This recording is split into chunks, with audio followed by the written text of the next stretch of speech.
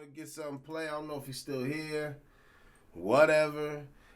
You notice that everything, it seems rather low, right? It seems kind of on the low end. You got to leave some ceiling for a mastering process to exist. You can't just make your shit loud before it's gone to the master, essentially. So you can't do that. You just can't do that. That's not okay.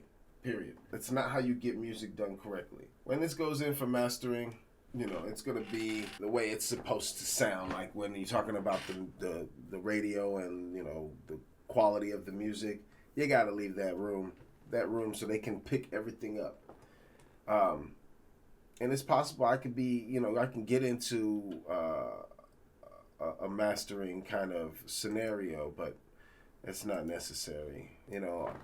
I'm falling victim like anybody else does of overanalyzing. So I don't want to do paralysis by analysis.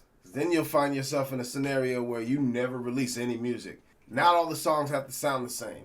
A good way to check, I had mentioned, on Sunday, match it against music that you want it to sound like. You really got to match it just the way the vocals work for you and how they can be scaled, basically. You have to scale the sound as a whole. You cannot lift this and then lift this and then lift this and go, okay, we're good, because you have all these valleys and you got these peaks that just punch and hit and cap and pop and all this other shit that happens. When you say, all right, let's bring it all right here under this line, and then let's bring all these elements that are under this line up at once. That's mastering. That's real mastering. That's not the shit anybody else think they're doing, for real. And then when you get into the actual different engineers and what they do in their studios, they have different touches and tricks and tips, and it matters on the artist, what they sound like, and they got different tips and tricks to deal with that. I'm AT Rock and Roller, so make sure that you go to rapveterans.com.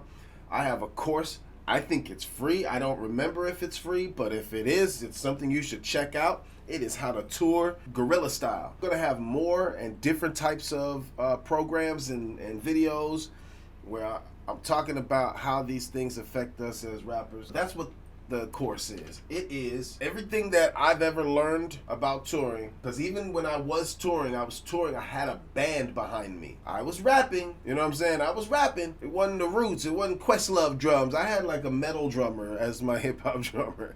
We just went straight over the top. It was pretty wicked. But everything that applies doesn't apply to if you're a rapper. You know what I mean? It just doesn't apply. So I made a course that all the stuff I've learned and how it applies to rappers, like how you can do it as a rapper.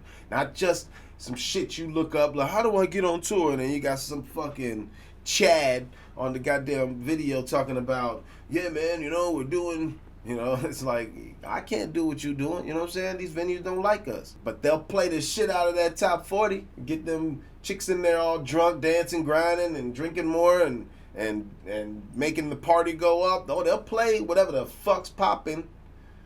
Even if it's some rapping music, whatever, fine, it's money.